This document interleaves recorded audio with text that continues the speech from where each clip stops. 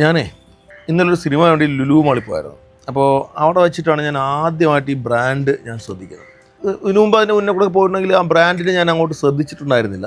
ഇന്നലെ എന്തോ എനിക്ക് അങ്ങനെ ഒരു ശ്രദ്ധ ഞാൻ ശ്രദ്ധിച്ചു. സിനിമ തുടങ്ങാൻ പിന്നെയും കുറേ സമയമുണ്ട് എന്നുള്ളതുകൊണ്ട് ഞാൻ ഈ ബ്രാൻഡിനെ കുറിച്ചൊന്ന് പഠിക്കാൻ തീരുമാനിച്ചു. അന്നേരമാണ് മനസ്സിലാക്കുന്നത് 1978 ജെയിംസ് എന്നൊരാൾ അയാൾക്ക് ഭ്രാന്തെടുത്തു. പ്രശ്നം മറ്റൊന്നുമല്ല, വാക്യൂം ക്ലീനറിനകത്ത് ഡസ്റ്റെല്ലാം പിടിച്ചെടുക്കുന്ന ഒരു ബാഗുണ്ട്. ആ ബാഗ് ക്ലോഗായിട്ട് ഇദ്ദേഹത്തിന് ഭ്രാന്തായി. അങ്ങനെ അന്ന് മുതൽ അദ്ദേഹം ചിന്തിക്കുന്നത് ഈ ബാഗൊന്നും ഇല്ലാത്തൊരു വാക്യൂം ക്ലീനർ എങ്ങനെ ഉണ്ടാക്കാമെന്നുള്ളതാണ്. അപ്പോഴാണ് അദ്ദേഹത്തിന് തൊട്ടടുത്തുള്ള ഒരു വുഡ് ഫാക്ടറിയിൽ ഇതൊന്നും ഇല്ലാതെ ഈ മരപ്പൊടി മുഴുവൻ ഒരു ടവറിൽ ഇങ്ങനെ കളക്ട് ആവുന്ന പുള്ളി കണ്ടു. അന്ന് മുതൽ പുള്ളി പരീക്ഷണം തുടങ്ങി. 1, 2, 3, 4 ഒന്നുമല്ല, 5126 ചെറുതും വലുതുമായ പരീക്ഷണങ്ങൾ. അങ്ങനെ 5 വർഷം കഴിഞ്ഞിട്ട് പുള്ളി ഒരു വാക്യൂം ക്ലീനർ ഉണ്ടാക്കി. അതാണ് ഡൈസൺ.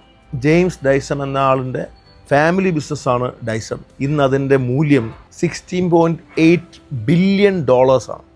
അപ്പോൾ നമ്മൾ ചിലരുണ്ടല്ലോ 1-2 തവണയൊക്കെ ശ്രമിച്ചിട്ട് പരാജയപ്പെട്ടു പോകുന്ന ആൾക്കാർ, അവരോടാണ് ഈ ജെയിംസ് ഡൈസൻ്റെ കഥ എനിക്ക് പറയാനുള്ളത്.